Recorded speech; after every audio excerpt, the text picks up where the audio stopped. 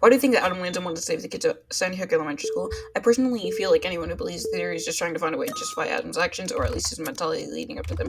Users across Reddit, TikTok, and other platforms are arguing about this topic. I'm unfortunately able to find out where this theory started from, so if you are able to find out where, how, and why, please do share this with me in the comment section of the video, if I do even decide to post this. This is honestly just a question and statement video, not a video essay. Anyway, Adam has made several YouTube videos and posts on social media that go into depth of his mentality and his way of seeing things, which is what confuses me even more when it comes to people's theories on why he shot up Sandy Hook Elementary School. The saving the kids theory is also justified by people who saying he wanted to save them from the system that failed him, or he was bullied and wanted to save the kids from that. One, Adam Lanza was never bullied. He said that himself unabated that he was never bullied, so mere standard teasing, and then when he said he doesn't consider this bullying. As for the system thing, Adam was very anti-society and had a clear distaste for the American society and society in general, so I find it hard to believe that he would care for the kids of this system, especially considering that he had Asperger's syndrome, so it can lead to people feeling a lack of remorse or caring for people, which is likely to happen to Adam coming from someone with a lack of empathy due to autism.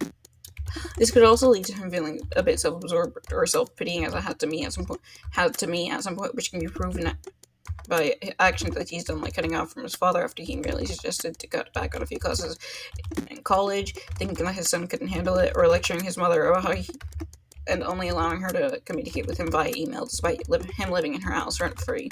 He also said that if someone doesn't like perfect grammar like he does, he feels like he's like doing a illiterate duck. Additionally, during an interview with a psychiatrist as a child, he did not feel inclined to show manners towards the doctor he was seeing. It's not far-fetched to say that Adam could have felt like he had the right to take those kids' lives. He was a neurodivergent man who has had homicidal thoughts and violent ideations his life, as seen by his essay on war in school in the Big Book of Granny, and due to those things never being treated, he could have slowly started believing that these were normal and he didn't need help for them, as seen when he rejected the thought of himself even having Asperger's syndrome later on in life. If you've had those thoughts your whole life, you might see nothing wrong with them, especially when you're socially isolated and cut off from the rest of the world like he was.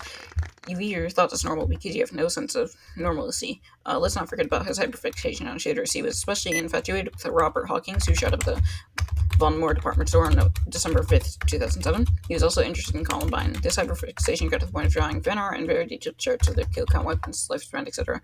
During the time leading up to the shooting, his mother had talked about moving to a new location, but was unable to sell the house because she couldn't get Adam to leave the house long enough for her to show it to the people, and was unable to get him to stay in a hotel, so she was planning on buying an RV for him to stay in, showing that Nancy was serious about this whole moving thing. Due to his OCD and need for constant, consistent schedule, this could have easily thrown him off and pushed him into a distressed and possibly depressive mindset. It's possible that Adam Lanza was depressed before the attack. It's near factual if you listen to his now taken down but archived YouTube videos or his interview about Travis the Chimp. This move could have made everything 1,000 times worse. Let's talk about two modern-day shooters for a second. Natalie Rupnall, who shot up the Abundant Life Christian School because of her idols, Eric Harris, Dylan Cleveland, and many others, and Solomon Henderson, who shot up in a Touch High School because of a hyperfixation and crush on Samantha Rupnall. Is it impossible to say that Adam shot up Sandy Hook Elementary School just because he could, or in his mind, just like because he wanted to? Samantha wrote that she was originally going to kill herself in her bedroom, but decided to shoot up her school because her idols instead. This could have been the same for Adam. I'm shocked that the saving the kids theory is more popular than this one, and that relatively no one thinks of this one or considers it a possibility, even the true crime community. The man was depressed about having his world rocked by the location change. He had a fascination with shootings and homicide from birth, a lack of empathy and remorse, and likely believed that he had no future given his declining mental health and physical appearance. I believe that this is personally the only logical explanation that doesn't stretch his true mental state and psyche.